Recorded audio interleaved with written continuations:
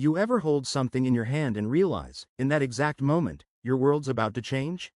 For me, it was a chipped ceramic coffee cup. That morning started like any other. I was sitting at the kitchen table, staring out the window while the steam curled from my mug. Claire had already left for the day. She was in one of those accelerated grad programs, something she'd always dreamed of going back to school for. And I was proud of her, honestly. She was smart, way smarter than me. I was just the guy who ran the local mechanic shop. Fixed cars, rotated tires, kept people on the road. Nothing fancy. We'd been married almost 6 years. No kids yet, still figuring that part out. Life had its routine. She'd study or go to her evening classes. I'd stay late at the shop. We'd catch up over dinner. It wasn't fireworks every night, but it felt solid. But that morning, that damn cup, something felt off. It had this small crack along the rim. A cup I swore had been brand new just a week ago. When I turned it in my hand, I noticed lipstick on the edge. Light pink, Claire's shade, only, she hadn't used that cup in a while. She had her own favorite, a blue one she always grabbed. This one was mine. Now, I'm not the jealous type. Or maybe I wasn't, but something about that lipstick, on my cup, while she rushed out the door early, before even saying goodbye. It got under my skin. I ignored it, told myself I was being paranoid. She was probably just running late. She'd been under pressure with classes. Her thesis was coming up. Tons of group work, late nights at the university library. She told me her professor, Dr. Levi, was tough but brilliant. Said he pushed them hard. Said he respected her mind. I remember that name because she brought it up more than once. Levi said this, or, Levi challenged me on that. I didn't think much of it at the time. Just a teacher who saw her potential. Right? The thing is, looking back now, there were signs. I just wasn't ready to read them. Like how she stopped waiting for me to eat dinner. Or how her phone never left her hand anymore. Locked tight, notifications silenced. Or how she started showering the second she got home from class, even if she'd said she was just at the library. I should have asked questions then. I should have asked her about the coffee cup, or the classes that kept going later and later. I should have trusted my gut when I started waking up at 2 a.m. and finding her missing from our bed, sitting on the couch with her laptop open, always shutting it quickly when I walked in. But I didn't, because I loved her, because I trusted her, because I didn't want to believe my wife, the woman I'd stood beside in front of 80 people and promised forever to, would ever look at another man, let alone do what I'd soon find out. That morning, though, as I sat at the table holding that cracked mug, something shifted in me. Like a hairline fracture finally giving way. I didn't know what I was looking for exactly, but I knew I had to start paying attention. So I did. I started watching, listening, not accusing, just observing. And what I saw, over the next few days, didn't settle my nerves. It made things worse. I noticed she started dressing different on class nights. Tighter jeans, lipstick I hadn't seen in years. She started smelling like perfume again, not her usual scent. Something floral, subtle, but new. The worst part? She smiled more, but not around me. And that smile, the one I used to think was just for me, had started to disappear when we were in the same room. I didn't want to admit what I feared, but deep down, I already knew, and that fear was about to turn into something real, something I couldn't ignore. It was a Wednesday night when the second clue hit me square in the gut. Claire had texted earlier, said she'd be staying late on campus, study groups running long. No big deal. I told her to take her time, that I'd warm up some leftovers for dinner. She sent back a thumbs up emoji.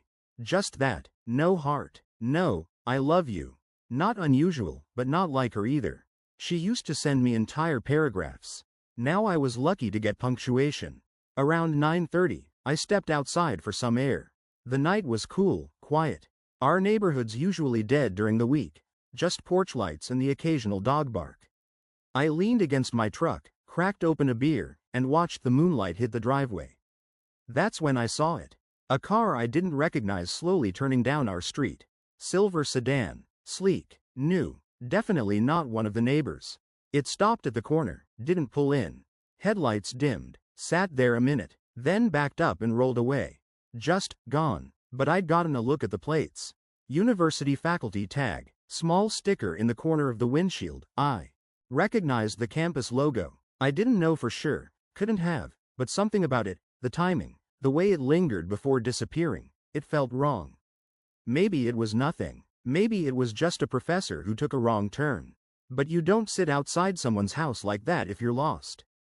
And Claire? She walked through the door 20 minutes later.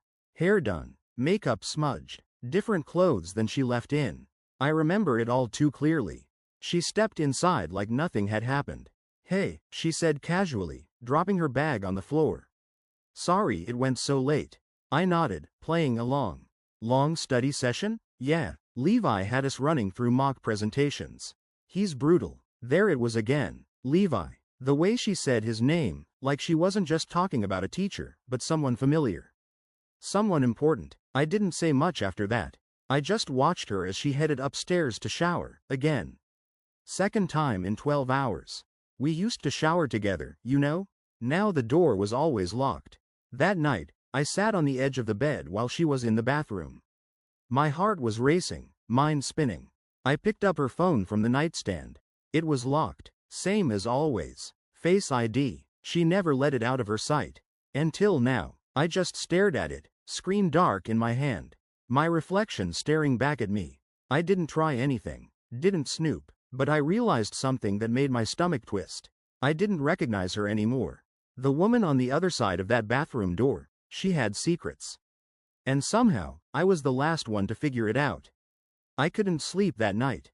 I just lay there, staring at the ceiling, listening to the quiet buzz of her toothbrush behind the door, wondering what else she was keeping from me. But the thing is, I didn't want to catch her. Not really. I wanted to be wrong. I wanted to go back to 6 months ago when she'd curl up beside me and talk about baby names and our next vacation. When she'd laugh at my dumb jokes and pull me in just to kiss my shoulder. I didn't want to be the guy who starts tracking his wife. I didn't want to be the guy who stops trusting. But that's what I was becoming. And the next day? That's when I made a decision. I wasn't going to accuse her. Not yet. I was going to find out the truth first. And that started with figuring out exactly who the hell Professor Levi really was. I wasn't proud of what I did next. But when the person you trust most starts to feel like a stranger in your own home, pride isn't the first thing on your mind. The next morning, Claire left early for campus. I waited until I heard her car pull out of the driveway, then walked upstairs to our bedroom. Her laptop was still sitting on the desk. Usually it was in her bag, always with her, but not today. I stood there, just staring at it. It was closed, but not locked. I opened it. Now, I'm not some tech genius. But I know my way around basic search history. And she hadn't cleared hers. I didn't go deep. Didn't go into her emails or messages, not yet. I just checked the browser tabs she had open. One was for a research article. The next, a Rate My Professor page. Dr. Ethan Levi, Department of Political History. 5 stars. Every student praised how brilliant, charismatic, challenging he was. Engaging, passionate, funny as hell. One girl had even written, "Come for the course, stay for the professor." Wish he wasn't married. Married? I clicked through to the university's staff page. There he was. Late 40s, sharp-dressed, dark hair with a little gray at the temples. His faculty portrait looked like it belonged on the cover of a novel. Under his bio, it said he'd published 2 books and taught internationally. The guy was basically the full package. It also mentioned his wife, also a professor. No kids. I stared at that screen for a long time. I'd expected some crusty old academic. But this guy? This guy looked like someone Claire might have fallen for. No, I told myself. That's a reach. She probably just admires him. Academic stuff. That's all. But then I checked the last downloaded file on her laptop. It was a PDF, a scanned handwritten note. One line stood out, underlined. I know it's complicated, but last night didn't feel like a mistake. Not Dr. Levi. Just E. My chest tightened. I closed the laptop. I didn't want to see any more. I sat on the edge of our bed, gripping my knees.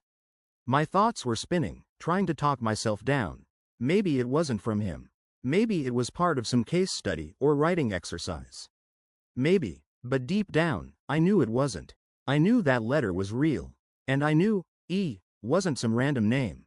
It was him, Ethan Levi, Claire's professor, her married professor. That night, I acted like everything was Normal. Made dinner. Asked her about her class. She told me they were preparing for final presentations. She was tired. Levi's pushing us hard, she said. I smiled and nodded. She didn't mention staying late. But when I got up at midnight, I noticed her phone screen glowing from the nightstand. A new message. I didn't touch it, but I saw the name. Ethan. No last name. Just Ethan. My throat tightened. I climbed back into bed, facing away from her. I could feel her warmth behind me. Could hear her slow, steady breathing. It used to comfort me. Now it made me sick. And for the first time since this started, I felt something shift. It wasn't just suspicion anymore. It was confirmation. She wasn't just slipping away. She was already gone. The hardest part about suspicion isn't the waiting. It's what it turns you into while you wait. Every day after work that week, I caught myself checking the clock more than usual, paying attention to when Claire said she'd be home, and when she actually was. I started writing it down. Just the times. I told myself it was just to make sense of things, just to have a record, but the truth was simpler than that. I needed proof, because trust wasn't cutting it anymore. By Thursday, I decided I couldn't keep relying on guesswork. I didn't want to hack her phone or go through her bag. That still felt like a line I didn't want to cross. But I could follow her. Not in some movie-style way. Just see where she went after class. She had a night seminar that went from 6:30 to 9. That's what she told me, anyway. So at 6 p.m., I left the shop, got into my truck, and parked across from the university lot. Nothing shady, just far enough to watch without being noticed. She pulled in around 6:10, alone. I saw her get out, dressed nicer than usual. That same perfume from the other night hit my nose even from across the parking lot. She walked toward the liberal arts building. I waited, and waited. At 9:15, she still hadn't come out. I kept watching. At 9:28, the door opened. Claire stepped outside, and she wasn't alone. Professor Levi, Ethan, was right next to her. No books, no bags. Just walking. Close. Too close. They stopped by his car. I couldn't hear them, but I didn't need to. She laughed, touched his arm. Then she looked around, quickly, like she was checking to make sure no one was watching. And then they kissed. Not a peck, not professional, not even a stolen moment. It was slow, familiar, intimate, like they'd done it 100 times before. I couldn't breathe. I felt my fingers tighten around the steering wheel so hard I thought the leather might rip. I just sat there, watching the woman I loved kiss another man in a public lot like it meant nothing. She climbed into his passenger seat. He walked around, got in, and they pulled away. Not toward the exit of campus. Toward the back, the guest lot near the faculty townhomes. I followed, slowly. I kept my distance, just enough to see where they parked. His car pulled into a private garage behind one of the buildings. The door closed behind them. And that was it. I sat there in the dark, engine off, listening to nothing but the sound of my own breathing. My mouth was dry, my heart was racing, and I felt completely alone. It was real now, not a thought, not a suspicion, not a maybe. Real. Claire was having an affair. With her professor, a married man, and she wasn't hiding it nearly as well as she thought. I didn't cry. I didn't yell. I didn't hit the steering wheel like you'd see in a movie. I just sat there, and then I drove home. No plan, no confrontation, just the echo of what I'd seen playing over and over in my head. When she got home 2 hours later, she smelled like him. But I didn't say a word. I kissed her on the forehead, told her I was heading to bed early. And as I turned out the light, she climbed in next to me. And I lay there wide awake, knowing that her body was still warm from another man's touch. After that night, something in me went quiet. Not just on the outside, I mean inside me. Like a switch flipped. The kind of silence where your brain stops trying to reason with your heart because the evidence is too loud to ignore. I didn't tell anyone. I didn't sleep much. I didn't bring it up with Claire, either. Not because I was scared, but because I wasn't ready to hear the kind of lies she'd have to invent. And more than anything, I wanted to see how long she'd keep lying to my face. You learn a lot about someone when you give them the chance to tell the truth, and they don't take it. Over the next few days, I played my part. I kissed her goodbye in the mornings. I asked her how class went. I cooked dinner once or twice like I always had. But something subtle started changing, something she noticed. She started reaching for me more. Little touches. Hand on my shoulder while I was doing dishes. Leaning in for kisses when I came home from work. One night she even suggested we go away for a weekend, just the two of us. Said we'd been a little disconnected lately. Disconnected? She said it like it was some weird technical glitch.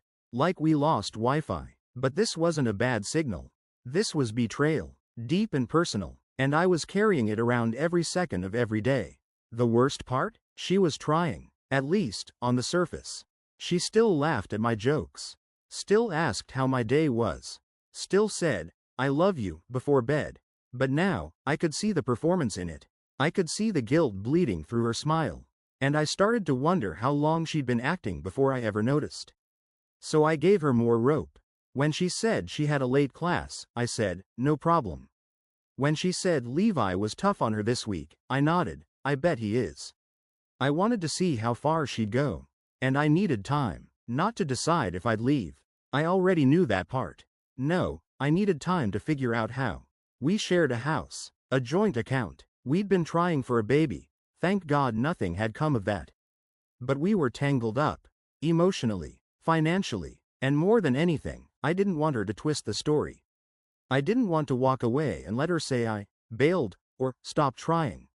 No, when I left, it was going to be clean, clear, and unavoidable. So I started preparing. I made copies of important documents. Quietly pulled half the money from our savings into a separate account. I got a P.O. box.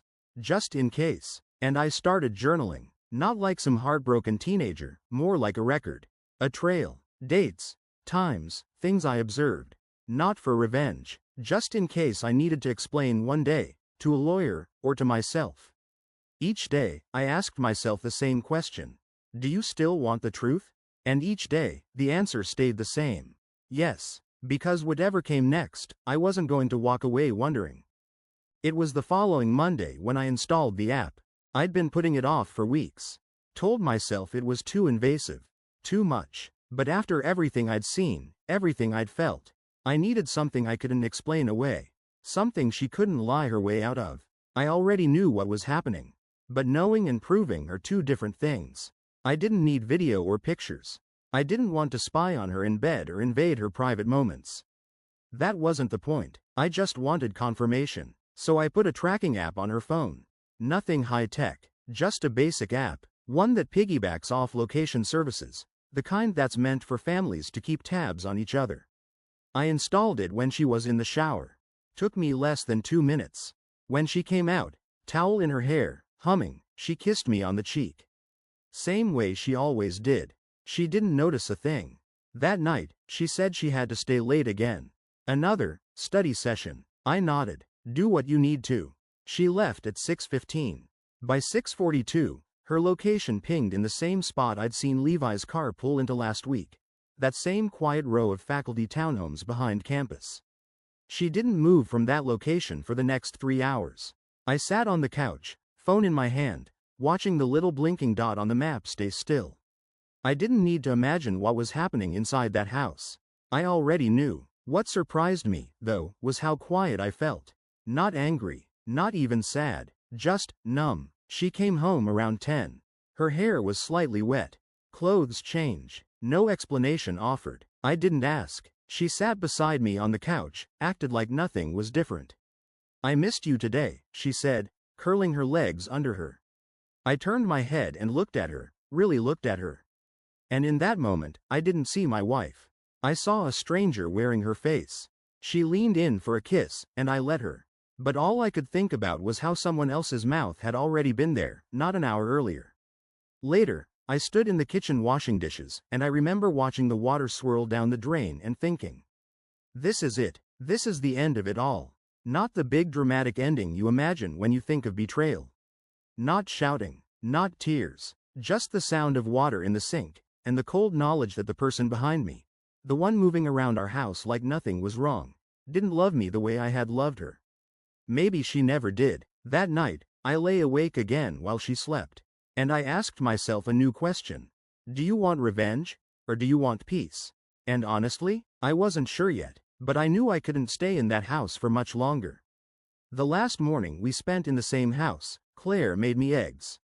She was humming to herself, barefoot in the kitchen like nothing had changed. And I stood there watching her, knowing that in a few hours, I'd be gone. She didn't know that part yet. She slid the plate in front of me, kissed my head. "I'm glad we're doing better," she said, smiling. "Feels like us again." Us? I almost laughed. I wanted to ask.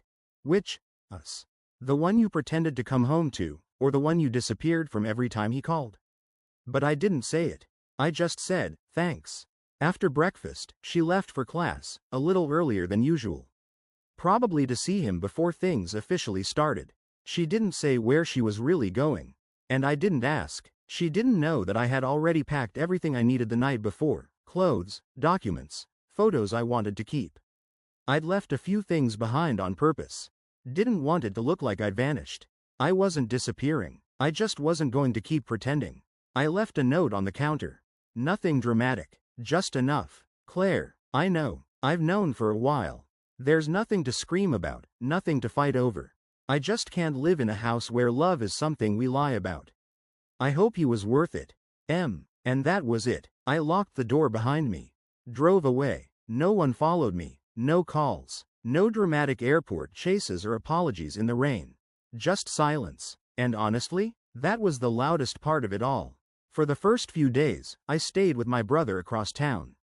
Slept on a lumpy couch, barely ate, stared at the ceiling a lot. Not because I missed her, but because I was trying to figure out what parts of my life were still real. Eventually, the texts came. Claire asking where I went, saying she was confused, that I was being cruel for just leaving. But I didn't answer, because that wasn't the truth. The cruelty wasn't in leaving. It was in what she did, and then lied about every night as she climbed into our bed.